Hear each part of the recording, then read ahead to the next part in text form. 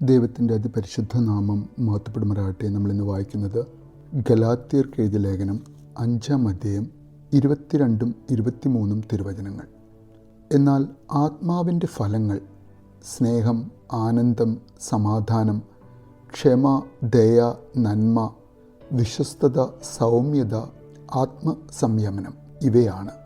പരിശുദ്ധ തൃത്യേക ദൈവത്തിന് സ്തുതി. നമ്മിൽ കുടികൊള്ളുന്ന പരിശുദ്ധാത്മാവാം ദൈവം നമ്മിലുള്ള ദൈവത്തിൻ്റെ ആത്മാവിനെ കൂടുതൽ ശക്തിയോടെ പുതുക്കുവാൻ ഈ ദിവസങ്ങൾ നമുക്ക് മുഖാന്തരമാകട്ടെ എന്ന് നമുക്ക് ആഗ്രഹിക്കാം.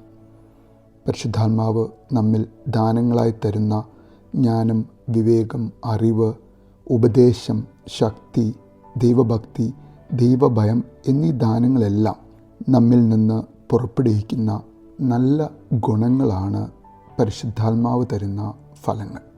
The fruits of the holy spirit. ഒരുപക്ഷെ ദൈവം നമ്മുടെ വിശുദ്ധി നിർണയിക്കുവാൻ ആഗ്രഹിച്ചാൽ ദൈവം നോക്കുന്നത് നമുക്ക് ലഭിച്ച ദാനങ്ങളോ നമുക്ക് ലഭിച്ച വരങ്ങളോ ആയിരിക്കില്ല. ഞാൻ കൊടുത്ത വരങ്ങളും ദാനങ്ങളും ഉപയോഗിച്ച് എന്ത് ഫലങ്ങൾ ഈ വ്യക്തി പുറപ്പെടുവിച്ചു എന്നുള്ളതായിരിക്കാം ഒരുപക്ഷെ മെശിഹ നാം അവനെ കാണുന്ന ദിവസത്തിൽ നമ്മിൽ അവൻ പരിശോധിക്കുന്നത്. ഈ കാത്തിരിപ്പിൻ്റെ നാളിൽ ധാരാളമായി നമ്മിൽ നിന്നും ഈ നല്ല ഫലങ്ങൾ ഇനിയുള്ള വർഷങ്ങളിൽ പുറപ്പെടുവിക്കുവാൻ പരിശുദ്ധാത്മാവിൻ്റെ കൂടുതൽ സഹവാസം നമ്മളോടൊത്തുണ്ടാകുവാനായി നമുക്ക് ആഗ്രഹിച്ച് പ്രാർത്ഥിക്കാം. പരിശുദ്ധനായ പൗലോസ്ലീഹ ഗലാത്യർക്ക് എഴുതിയ ലേഖനത്തിൽ നാം കാണുന്നു പരിശുദ്ധാത്മാവിൻ്റെ 9 ഫലങ്ങൾ. അതിൽ ഏറ്റവും ശ്രേഷ്ഠമായ ഫലം സ്നേഹം എന്നുള്ളതാണ്. അൺകണ്ടീഷണൽ ലവ്, ഉപാധികളില്ലാത്ത സ്നേഹം, സ്വാർത്ഥതയില്ലാത്ത സ്നേഹം, ദൈവിക സ്നേഹം, ക്രിസ്തു സ്നേഹിച്ചതുപോലെയുള്ള സ്നേഹം. എന്തായിരുന്നു ക്രിസ്തുവിൻ്റെ സ്നേഹത്തിൻ്റെ പ്രത്യേകത? ശത്രുവിനെ സ്നേഹിക്കുന്ന, സമ്പൂർണ്ണ ശുശ്രൂഷ മനോഭാവമുള്ള, ദീർഘക്ഷമയിലുള്ള സ്നേഹം, സ്വയം ബലിയായി തീർന്നുള്ള സ്നേഹം. വിശുദ്ധ പൗലോസ്ലീഹ റോമർക്ക് എഴുതിയ ലേഖനം 13-ാം അധ്യായത്തിൽ വിശദമാക്കുന്ന സ്വഭാവ സവിശേഷങ്ങളെല്ലാം പ്രകടമാകുന്ന സ്നേഹം.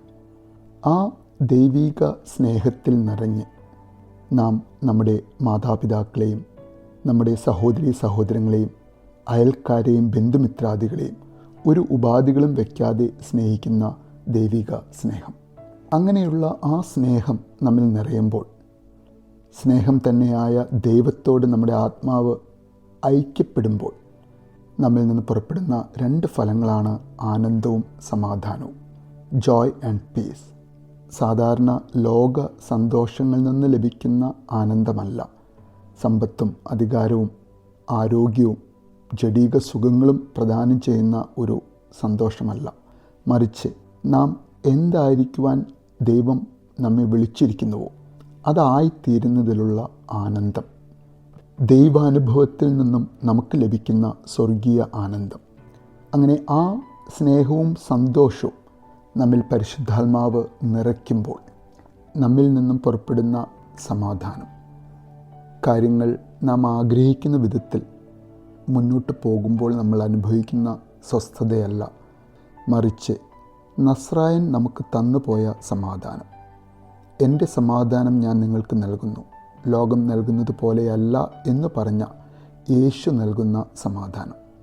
ജീവിതത്തിൽ പലവിധത്തിലുള്ള അനിശ്ചിതത്വങ്ങൾ വരുമ്പോൾ, പ്രതിസന്ധികൾ വരുമ്പോൾ, ഇനിയും എന്താണ് സംഭവിക്കുന്നത് എന്നറിയാതിരിക്കുമ്പോഴും നമ്മുടെ ഹൃദയത്തിൽ പുലർത്താൻ കഴിയുന്ന സമാധാനം.